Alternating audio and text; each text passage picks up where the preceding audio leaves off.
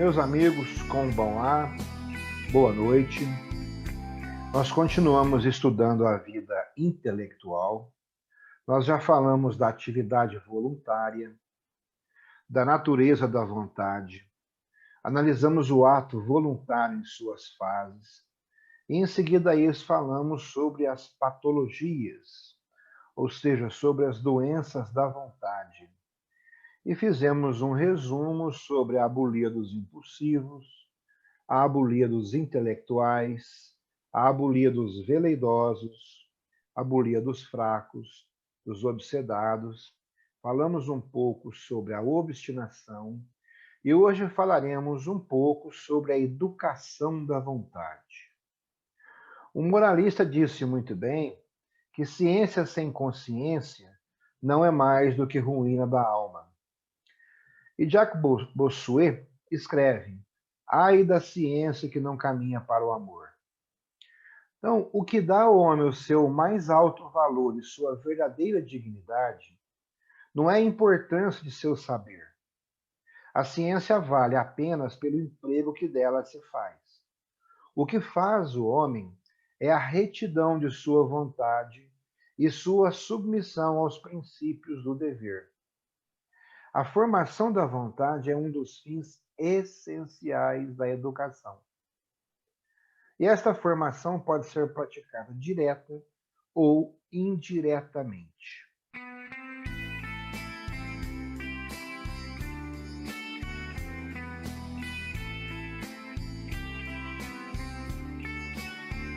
Como é que funciona a educação indireta? A natureza humana é uma e em todas as suas atividades estão em mútua relação. Então, aquilo que aperfeiçoa uma repercute forçosamente nas outras. Por isso, não é de se admirar que a vontade possa beneficiar a educação física e a educação intelectual.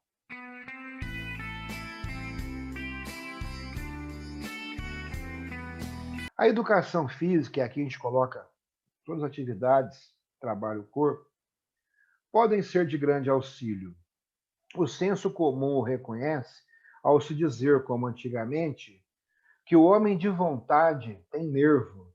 E hoje usa-se com mais frequência falar que ele tem fibra muscular forte.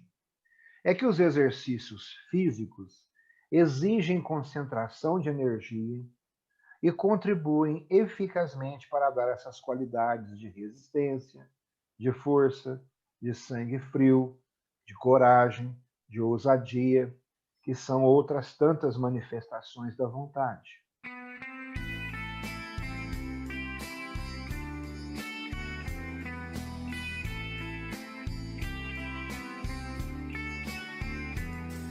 E com relação à educação intelectual, como já demonstramos, é da maior importância para a formação da vontade.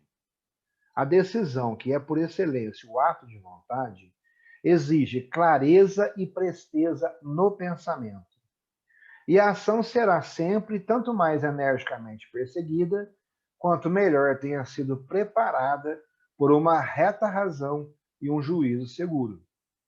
O homem de vontade é aquele que quer, mas também é aquele que vê, aquele que mede com precisão o alcance de seus atos e suas consequências.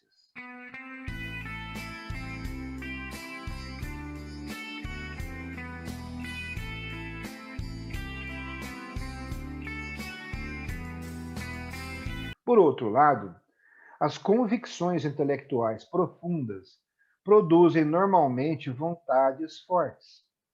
As ideias tendem por si mesmas a se realizar. E uma fé sincera e ardente alimenta a ação com sua chama.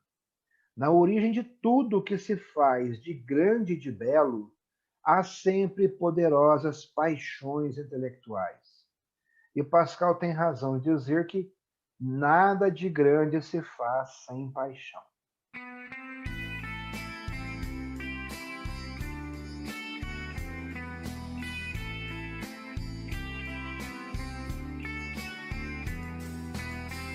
Nós temos também a educação direta. Essa educação é a que devemos aceitar e com a qual devemos colaborar em todo o curso da nossa formação moral. É necessário compreender aqui o papel do educador, do professor.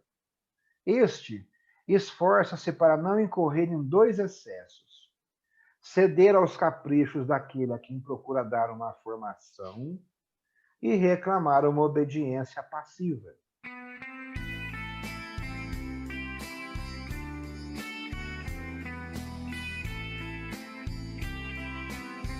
Vamos falar um pouquinho sobre o capricho, já que foi mencionado o capricho. É um fato de experiência que nada é tão prejudicial à criança como a fraqueza dos pais e dos mestres diante de seus caprichos. O capricho não passa de um impulso instintivo, a que a criança não sabe ou não quer opor-se. Cedendo sempre às suas fantasias, ensinar a deixar-se dominar por elas, em lugar de ensinar a dominá-las, e, como consequência, termina-se por perder toda a autoridade sobre ela.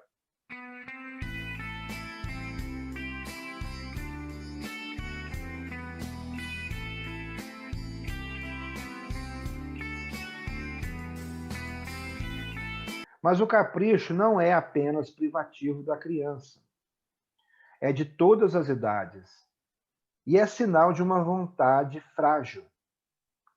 Um homem enérgico controla sua impulsividade natural, sabendo que a verdadeira liberdade tem este preço.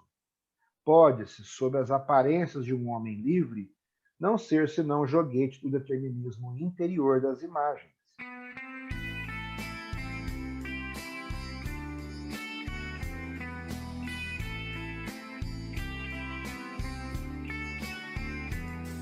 E nós temos a obediência passiva.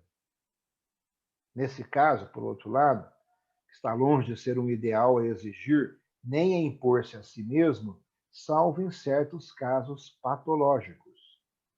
A vontade não se forma assim porque ela reclama o concurso da razão, como já foi exposto em várias aulas anteriores.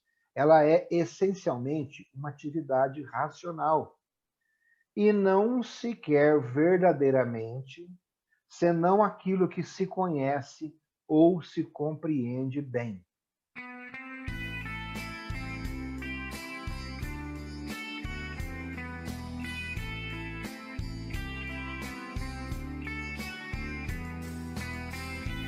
É necessário aprender a obedecer, não tanto àquele que manda, quanto às razões de que é intérprete. Por isso é conveniente dedicar-se a compreender os motivos das ordens recebidas, a fim de que a obediência não seja mera manifestação de passividade, porque isso é o inverso da vontade, mas, ao contrário, desenvolvimento da atividade inteligente e pessoal. Desta forma, a execução da ordem recebida se torna a obra própria da vontade daquele que obedece.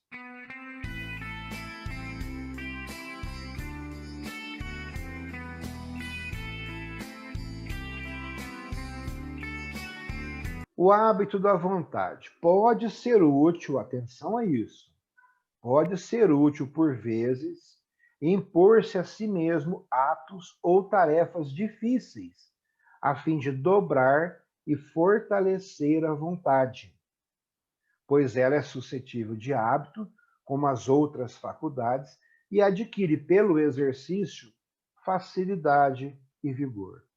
Qual que é a importância disso? A pessoa, quando vem de um outro treinamento, de uma outra escola, treinou com outro professor, com outros participantes, ela percebe que o treinamento não repete todas as aulas da mesma forma e não é aquele treinamento dirigido em que o pessoal faz o mesmo que Ronzinho, primeiro ano, segundo ano e terceiro ano. E a pessoa vai perguntar para vocês um momento ou outro. É muito difícil treinar aqui, as coisas mudam muito. Então tá aí. Impor-se a si mesmo atos ou tarefas difíceis, a fim de dobrar e fortalecer a vontade.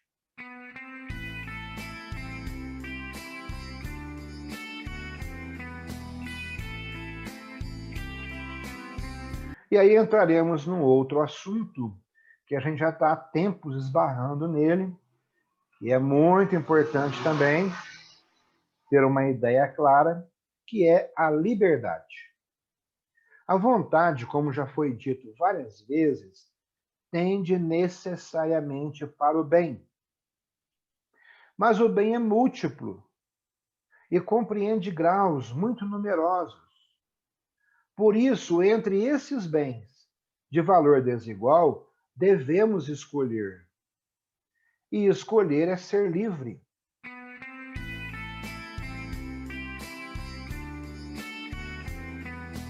A palavra liberdade é empregada em muitos sentidos, então é necessário ter sempre o cuidado de distinguir.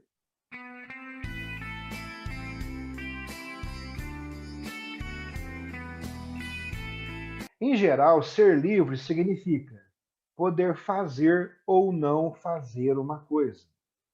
Nesse sentido, somos livres quando podemos fazer o que queremos, isto é, quando podemos agir sem coação e sem obstáculo.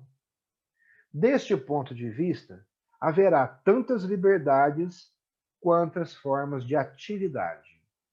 É assim que temos, então,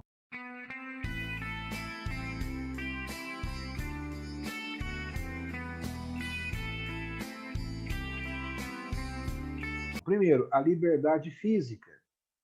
É quando nossa atividade física se pode exercer sem ser forçada nem impedida.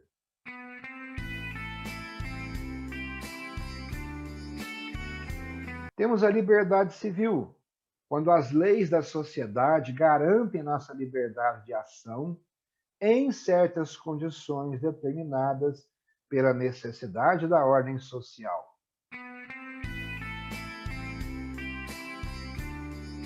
E nós temos a liberdade política, quando temos o direito de poder nos associar a qualquer partido, ou mesmo apoiar algum candidato, ou ideologia e propostas políticas, sem ser reprimido ou coagido por causa disso.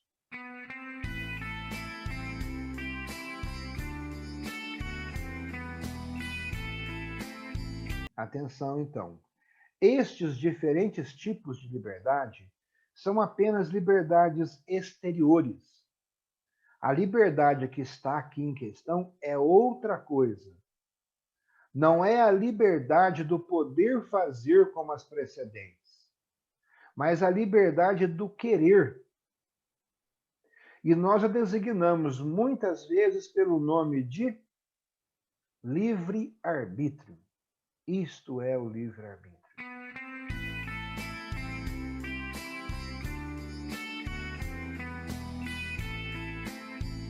O livre-arbítrio não é uma faculdade distinta da vontade, mas um atributo da vontade. Como é que podemos defini-lo?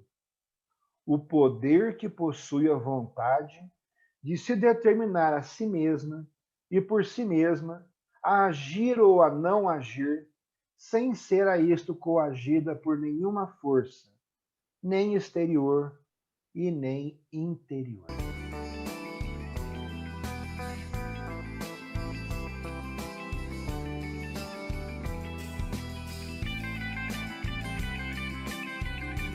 Desejo a todos vocês uma boa noite, um bom descanso. Boa noite. Vida longa e próspera. Paciência, perseverança. Boa noite. Boa noite, pessoal. Bom descanso. Boa noite. Matashi tá. Matashi tá.